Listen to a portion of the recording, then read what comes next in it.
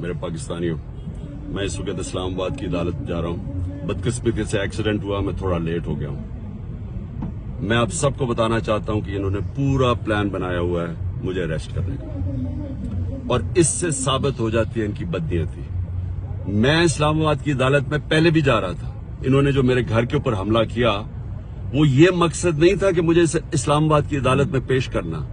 मकसद ये था कि मुझे जेल में डालना। जेल में क्यों डालना?